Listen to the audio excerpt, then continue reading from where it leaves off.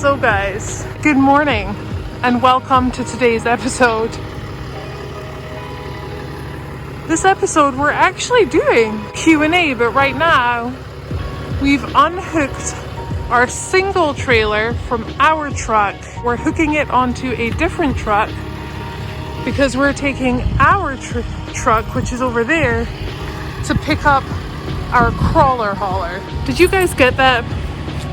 Well, that is what we're doing. The reason why we have these on is these are a little mandatory here. We could get fined if we're not seen with a mask on our face. So there we go.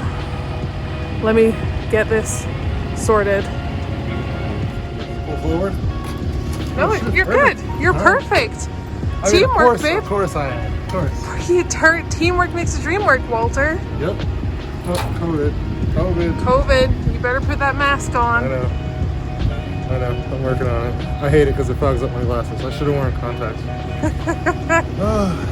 So this is the beginning of our episode. Pretty interesting, huh? Yeah. Not the word I would use. We're getting it done. All right. Off the ground. Yes. We are off the ground.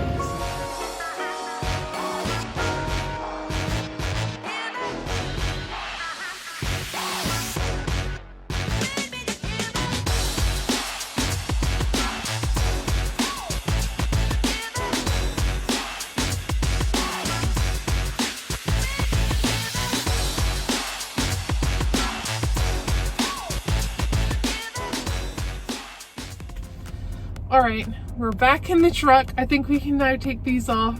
Thank you. Let's take this off. Complying with the rules. Yeah. All right, now we've taken those off because we're in the truck. Which is safe, I think. Safe. If you're safe. I don't know. Are you safe? I'm safe. Okay, we're safe. COVID free, I promise. We're gonna do a Q&A from inside of the truck. So we're gonna start with the first question, and I do have a little cheat sheet down here. I did write them down here, so if I look down, that is what I'm looking at. So the first question was, out of all the places you have traveled, where is your favorite place to date? That one's easy. Utah. It's Utah. It's Utah. We love Utah. We're drawn to it. The people are great. The area is great. The views doesn't get any better. It really does. It doesn't matter where you are in Utah. The view is stunning. Yeah, it's nice, flat. It's open, and of course, the wheeling. The wheeling's great there. More than likely, that's where we're going to end up. So I'm hoping when we are ready to step off of the road and get rid of the trailer. Wait, what? What? I don't think so. Never. Yeah, our plan is to build we had a pretty perfect house in New York, but I think the location just wasn't ideal, and so when we made the decision to get rid of it, I think we know we're going to get the perfect place for us when we're ready, and it's really nice, and there's like a calming aspect of knowing where you want to be, and Utah's definitely the place. Oh yeah, for sure. Because when we hit the road, we actually hit the road and we were trying to figure out what state we would like to end up in. And knowing that, it is very calming, actually. You're right. Tennessee's a close second. Tennessee was a really close second. Ooh. We love it out there. I love good old Tennessee. Yeah. Love it. But definitely Utah. That's number one. Boom. Question one done. Question one done. Okay, question two is, how did you get into Jeeps? We've only been doing this for 2.5 years. So everything start to finish. We got the Jeep 2.5 years ago. And it just kind of exploded from there. We really answered this question in depth in our first ever Q&A, which if you haven't seen that video, check it out. But we still get that question quite a bit. Yeah. How did you on get into Facebook Jeeps? and on YouTube. So just go check that one out. There's just a lot more info than we can kind of provide in this. I think there's video. Like 20 minutes of explaining really how, like, our background, where we came from, and then how we got into Jeeping and how it progressed to where we are now. Yeah, so check that one out when you get a chance. Absolutely. All right, question 3. Are you and Walter joining us for Jeepers Jamboree? I would love to go to the Rubicon. I would don't see love, why we wouldn't. that's always been on our bucket list, literally since day one. And when we first made like our first modification to the Jeep and we started watching YouTube, and that was where we were like, mind's blown. What, the Rubicon Trail? So it's a bucket list thing and we want to do it. I don't think it was ever going to work with the schedule. I think this year might actually be an exception because of all the craziness with coronavirus. Yeah. So it's like it's on a the list possibility for the first time because Yeah. so much of what we had planned is canceled or been rescheduled, and now we're just trying to, like everyone else in this community and even in the RV community, people that we speak to are just trying to figure out what to do next, because it's not that easy to get around at the moment, and everything through like May has been canceled. So yeah, just trying to piece it together right now. so it's a possibility. It's a better possibility than it was 2 weeks ago. All right, let's move on to question number 4. Wow. What engine? Oh, this is a good one. Oh, this is constant. This is all What the time. engine and tranny is in Mischief Maker? Right. How many miles did it have when you put it in? And was it a new motor or a used motor? Okay. This one deserves a drum roll. So I'm going to do a drum roll and Holly's going to tell you what the answer is. Ready? You ready? Stock engine, people. Stock engine. We have done nothing to it. Just a 3.6 liter Pentastar. It's a minivan motor like every stock Jeep comes with. Yep. Well, not currently, but every stock Jeep used to come with, at least the JKs. And we don't feel the need to change it at the moment. I mean, I feel like out here, every single person we meet has either an LS or a Hemi. Oh man, and they're like, give us your Jeep, we'll do a swap, it'll be amazing. And the first thing we always say is, it's not broken, so don't fix it. Yeah, that's like our That's rule. kind of like a rule of ours, right? And we've tried to break it for sure. Yeah, I've tried. But Mischief Maker was built to crawl, and there's just absolutely no need to switch out that engine. Not yet. I think if we ever do swap it, it won't be a very high horsepower, LS swap. It'll be something a little bit more basic, maybe a 5.3. And then the first thing that we would do is probably The back door. head straight to back door, like literally Johnson Valley. As soon as it done, goes in, straight to back door. straight to that back door. Because that thing has been the bane of our existence, like it has for probably many people, since we first brought the Jeep out to Johnson Valley. So yeah, I dream about it, people. I legit dream about triumphant. getting up the back door of Johnson Valley. But so far, just failure. Just Almost. constant 45 minutes. Almost of up there. Failure. Oh man. Yeah. Eventually. We'll get there. Yeah, it's that one thing, people. We all have that one thing, and this is my one thing, and I will do it. I will do it. You'll get there. I'll believe get in you. there. Oh, thanks, boo. All right, question number 5. Are you ready for this one? This one's for you. Walter, do you drive Mischief Maker off-road? Get that question a lot. The answer to that question is, heck no, I don't drive that Jeep. I've driven that Jeep maybe 10 times, and most of the time it was just moving it around in the garage. The longest I've ever driven it was Holly was working and I had to drive it home from the shop. The first time it was built, and it was just on a mid-arm kit and 37s, and I almost got in an accident because I was trying to turn the wheel and my hand kept hitting my leg.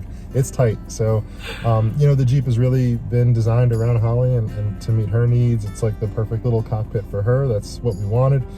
And the passenger seat has actually been customized for me, and that's how we like it. I really don't like being off camber. I don't like being vertical. No. It's not my favorite I've thing. had some screams of, Screams. we're Don't say screams. gonna die. You're gonna kill me. Well, all right. When you're not in control of the Jeep, it's not a nice feeling. I totally get that as well. Yeah, because you've I've been in been the passenger passenger twice, and And I it's horrific. It's absolutely horrific. do not like it at all. I think it's a different feeling when you have a hold of the wheel. So that's how we keep things. I just kind of will hop out. My job is to take pictures. My job is to take video, and I try not to spot. I've given every husband I run into that has a wife that drives, or every wife that spots for their husband. Like, sometimes it's best just to let somebody else take control and work your partner through. I will say, sometimes though, sometimes I will not take any advice from anyone but you. You know what?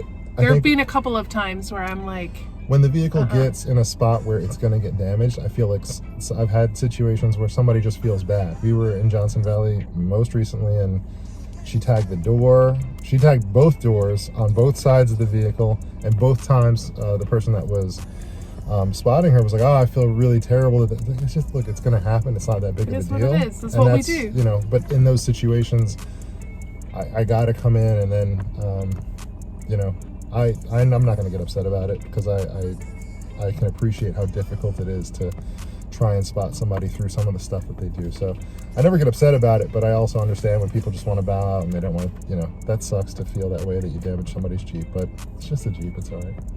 It's just a Jeep. Everything can be fixed. Everything can be fixed. But, yeah, no, he's never driven Mischief Maker off-road. I'm out. No. And the sixth question is, when will we be back over on the East Coast for some wheeling? Hopefully soon.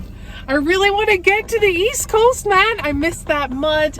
I miss putting that skinny pedal down and working that wheel and hoping to get some traction with that mud somewhere and it just lifting you over and getting over there. No? Okay. I get really excited about East Coast wheeling. Excited, yes. No, it's fun. Like I said, Tennessee is our second favorite place ever, so I can't wait to get back on the East Coast. I mean, I look at videos now. I mean, you guys are watching YouTube now. We do the same thing obsessively, and I've seen a lot of great new trails at Roush. There's new trails at AOP. There's just things that we haven't put tires on yet, and some of the stuff looks pretty nasty. So some of the stuff looks real can't nasty. wait to get back out there. I'm excited. Yeah, for sure. And it might be sooner rather than later, but still trying to work our schedule around the whole COVID-19 thing. So it's a little difficult right now to say, you know, where we're going to be, on what date, at what time, but bear with us. Yeah, we'll be out there. We're going to be on here every day, and you know that I will let you know where we're going and when. So She can't help it. I can't help it. That's what I'm here for. All right, and the final question is, now this has only come in very recently because a lot of you guys have gone over to this website to get the Mischief Maker stickers, and that is, what is Woman Wheelers? Wow, let me tell you just a little tiny bit about Woman Wheelers, because I do want to cover this a little later on in a different episode. But I started a company called Women Wheelers. It's basically just to inspire ladies to get behind the wheel, to wrench on your Jeep, not be afraid and not be intimidated. And we do have Women Wheelers across most social media platforms. We have it on Facebook and Instagram, and it's just kind of like a safe place to ask those stupid questions. And when I do this, it's because there's no stupid questions. I didn't know how to get into 4-low until I knew how to get into 4-low. We all learn things at some point. No one ever knew everything about Jeeps. So. Exactly. We all start everywhere, and I'm a big believer in your vehicle doesn't know if you are male or female. You just, when you're good at it, you're good at it. If you have that confidence, go for it. And that's kind of in a nutshell what Women Wheelers is about. But again, I do want to do another episode on that.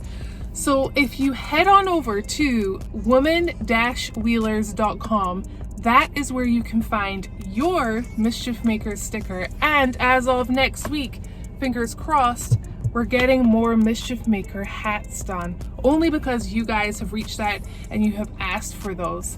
I had a very small batch made of those not that long ago, and they were right before Christmas, eaten up like hotcakes. So in fact, you don't even have any to use. I don't have any. Of them, more than we should have. So yeah, we definitely need to order more. Yep. Even just for you.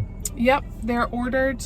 They're hopefully getting started soon, and we should have them in a week's time. So definitely check out that site. Not only do we have Mischief Maker stuff there, we do have women wheelers kind of shirts. You're wearing it. Oh, I am! Oh, wow! I completely forgot. We have like the hoodies and t-shirts and little bandanas. the These little bandanas bandanas. We have them in black, we have them in gray. So go check it out. Maybe it's your girlfriend's birthday, wife's birthday, whatever. You just want to give her a little treat and say, you know, sorry, COVID-19 is here, but you can have your bandana when you start wheeling again. I don't know, These something are stupid. not the type of bandana you need, but they're perfect for wheeling. They are perfect for wheeling. They will not keep you safe from COVID, I promise you. No, they definitely will not, but they will keep that dust out of your mouth when you are wheeling. Just saying. That's tested for sure. That works. That works. Well, I guess that is the end of our second Q&A. Third Q&A. Third? Oh, no, Definitely the second. Definitely the second. And maybe he did one by himself. I don't know. You never know with him. So if you're liking this channel, please remember to subscribe, hit that like button, give us a aura, and leave us a comment. We love getting back to you guys, right? Yeah, it's fun. Yeah. She does a better job of it than I do, but yes. No, I don't think so, but definitely leave a comment and remember to hit that notification bell to let you know when our next episode is up, which will be tomorrow morning again. So I guess until tomorrow, we'll see you guys later.